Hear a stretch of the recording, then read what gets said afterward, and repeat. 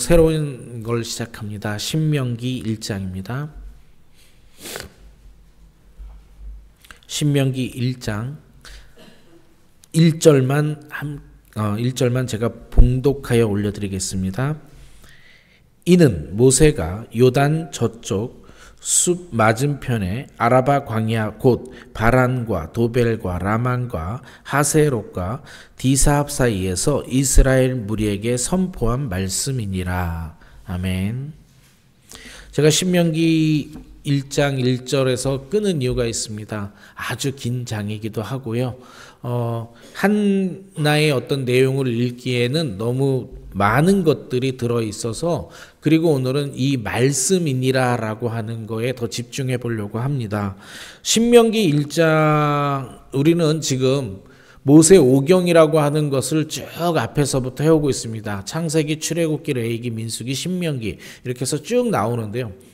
요 이름만 봤을 때 창세기는 창조에 관한 이야기, 출애굽기는 출애굽한 이야기, 창세기, 출애굽기, 레위기는 레위 지파에 대한 제사 방법에 대한 이야기, 민수기는 숫자를 센 이야기, 이렇게 간결합니다. 근데 신명기는 이렇게 해서 사람들한테, 교회 다니는 사람들한테 신명기는 뭐냐 그러보면 뭐 여러 사람마다 있습니다.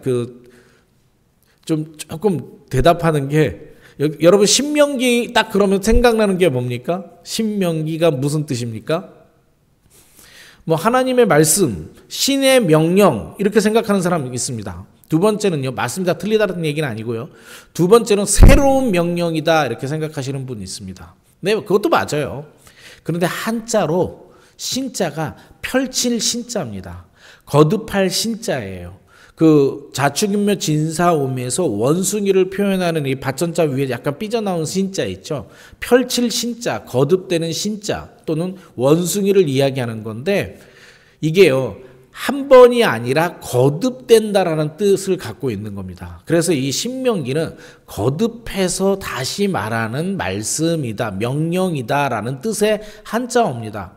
영어로도 듀트로노미스라고 하는 말이 뭐냐면 듀얼이라고 하는 두 번째라고 하는 거고, 놈, 기준, 명령이라고 하는 놈이라고 하는 단어가 합쳐서 된 겁니다. 그러니까 신명기는 두 번째 펼쳐지는 말, 이렇게 되는 겁니다. 물론 히브리어는 조금 의미는 다릅니다. 히브리어는 아까 제가 마지막에 1장 1절의 마지막에 말씀이니라 라고 되어 있는데, 그 말씀에서 드바림 해가지고 히브리어로는 책의 제목이 드바림이라고 하는 단어를 씁니다. 그러니까 말씀들을 적은 책, 이런 뜻을 갖고 있습니다. 왜 이렇게 이야기하냐면요, 신명기가 갖고 있는 내용이 두 번째 이야기입니다. 여러분, 두 번째 이야기, 두 번째 명령들. 그러면 두 번째라고 하는 명령이 있다면 반드시 뭐가 존재해야 돼요? 첫 번째 명령이 있는 겁니다. 여러분, 첫 번째 명령은 뭔지 아십니까? 그냥 창세기, 출애굽기, 레위기, 민수기에 쭉 펼쳐져 있는 게 첫 번째 명령인데, 꼭 집어서 얘기하면 출애굽기 20장에 나와 있는 10계명과 20장부터 23장까지 나와 있는 제사법에 대한 것들입니다. 그러니까 그것들은 10계명만 얘기할 수도 있고요. 전체적으로 하나님의 명령들을 딱 있는 겁니다. 그런데 왜 제가 신명기를 들어가면서 신명기가 뭐냐고 계속 강조하고 있는 거냐면요, 이런 겁니다. 모세가 신명기를 다시 한번 거듭해서 두 번째로 쓰는 이유가 이겁니다. 자기가 이제 죽을 때가 된 겁니다. 모세가 스스로 죽을 날이 가까웠음을 아는 거예요. 이스라엘 민족에게 무슨 말을 전해줄까? 그것을 기록하고 싶은 겁니다. 그래서 신명기는요, 모세의 주옥 같은 설교 4편으로 되어 있습니다. 그러니까 신명기를 전체를 보면 설교가 4편으로 되어 있다고 생각하시면 됩니다. 첫 번째, 두 번째, 세 번째, 네 번째 다 내용들이 있는데, 이 모세의 마지막 네 번째 설교는요, 죽기 딱 한 달 전에 쓴 겁니다.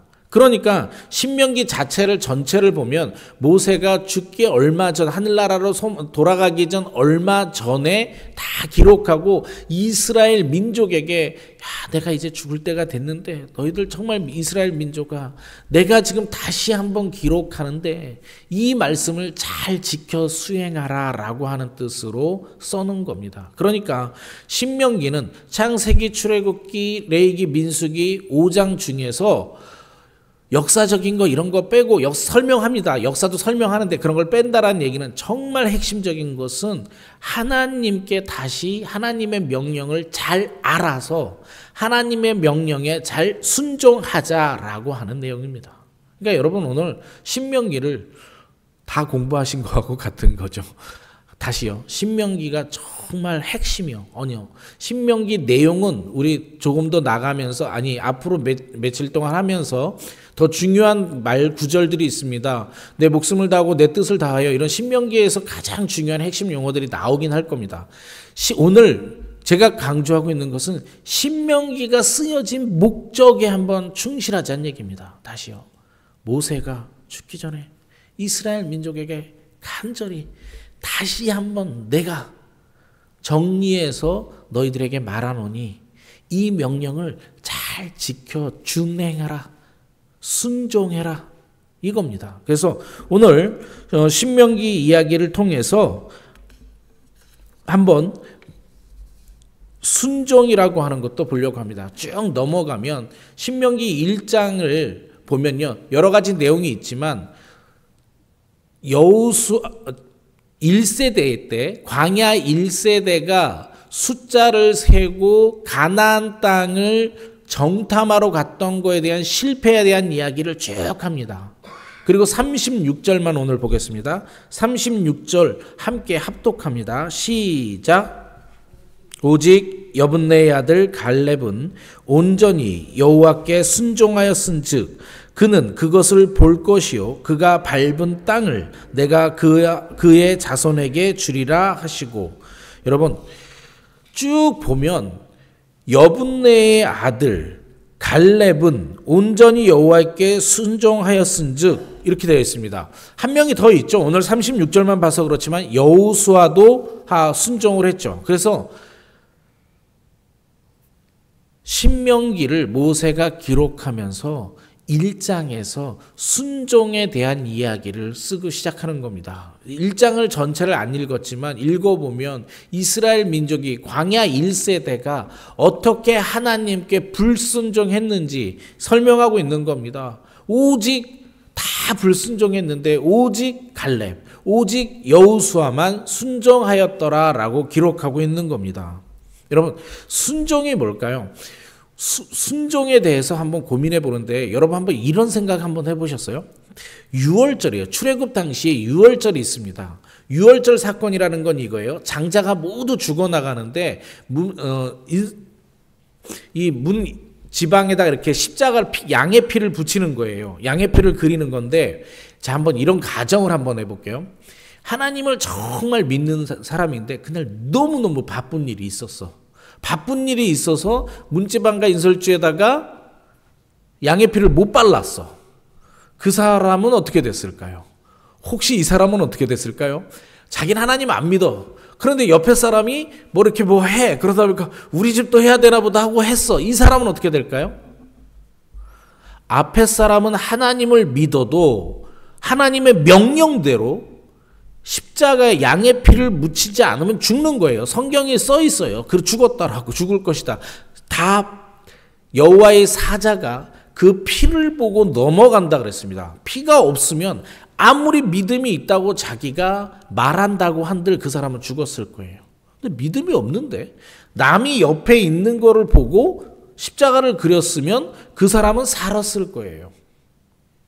또 하나 예수님이 순종에 관해서 비유한 게 있어요. 포도원 하는 아버지가 아들한테, 두 아들한테, 큰아들한테 가서 야 오늘 포도원에 나가서 일하라 그랬더니 큰아들이 네 하고 안 갔어요. 그죠? 두 번째 아들은 어때요? 안 갈 거예요 해놓고 갔어요. 그리고 예수님께서 물어봅니다. 누가 더 순종하였냐고 물어봐요. 그런데 이 경우에 여러분 4가지 경우가 있는 거 압니까? 아버지가 말했을 때 네 하고 가는 아들이 있죠. 네 하고 안 가는 아들이 있을 수 있죠. 안 갈 거에 하고 가는 아들이 있고요. 안 갈 거에 하고 안 가는 아들이 있어요. 이 중에 제일 나쁜 사람이 누굴까요? 주제는 아니고요. 핵심은요. 예수님이 왜 두 명만 예를 들었냐면 네 가지 케이스가 있는데 왜 두 명만 예를 들었냐면 이거예요. 핵심은 누가 아버지의 뜻대로 행하였느냐 이거죠. 예. 여러분 오늘 순종한다, 행한다라는 개념을 계속 강조하고 있는 거예요. 하나 더 짚어볼게요. 바울은 전체 바울 서신서에 구원은 오직 뭘로만 구원받는다고 돼 있어요? 믿음으로만 구원받는다고 돼 있어요. 그런데 야고보서는 조금 다르게 얘기합니다. 야고보서는 그거에 대해서 어떻게 얘기하는지 아십니까? 야고보서는 믿음 플러스 행위라고 되어 있습니다. 영어로 work이라고 하는 단어로 번역되는 믿음이 행위가 있어야 된다 이렇게 얘기합니다. 요한 사도는 어떻게 얘기하는지 아십니까? 요한 사도는 믿음과 사랑이 있어야 된다고 표현합니다. 근데 바울은 믿음만 얘기합니다. 아까요. 양의 피를 받을 때 믿음이 있는데 양의 피를 안 발랐다라는 거는요. 사실은 제가 조건문으로 걸었지만 맞는 말이 아닙니다. 자, 오늘의 키포인트입니다. 믿음이 있으면 반드시 행하게 되어 있습니다. 그러니까 내가 행하지 않는다는 얘기는 거꾸로 믿음이 없다라는 이야기입니다. 근데 여러분 다 같이 우리 한번 나도 찔리고 여러분도 찔리게 만들어 보겠습니다. 여러분 분명히 예수님께서 이웃을 사랑하라 그러고 구제에도 힘쓰라고 이야기했습니다. 여러분 구제하십니까? 여러분 구제해 본 지가 언젠지 기억나십니까? 언제 구제해 보셨습니까? 내가 믿음이 있다면 예수님의 명령대로 따라 살다 보면 어려운 사람을 도와줄 수밖에 없는 겁니다. 오늘 우리가 다시 한번 오늘 아침에 제가 이 설교를 통해서 함께 기도하고 함께 묵상하고 싶은 건 이거예요. 나는 정말 믿음이 있나? 내 믿음은 어떻게 알 수 있냐면 하나님의 뜻대로 아버지의 뜻대로 살아가고 있나를 점검해야 내 믿음이 맞는 겁니다. 근데 내가 그동안 오랫동안 교회 다니면서 구제하라, 서로 사랑하라, 이런 용서하라, 화해하라라고 엄청난 명령들이 있는데 그것들을 수행하는 내가 행한 경험이 내 머릿속에 별로 없다. 그러면 내 믿음을 점검해 봐야 됩니다. 그죠? 맞는 얘기죠. 다만 혹시나 사족인데 여기 계신 분들한테는 사족일 것 같습니다만 설교를 이렇게 끝내면 요즘 너무 위험한 이유가 있어서 꼭 이 말씀을 붙여야 됩니다. 인터넷에 설교를 듣다 보면 요즘 한국교회에 약간의 문제 중에 하나가 행위 구원을 강조하시는 분들이 있습니다. 우리는 행위로 구원받지 않습니다. 구원받는 것은 무엇으로 구원받는 거예요? 믿음만으로 구원받는 겁니다. 제가 만약에 여러분 순종합시다. 행위를 잘합시다. 지금 오늘 이 설교를 하고 있는데 이것이 구원의 조건이 될 수는 없습니다.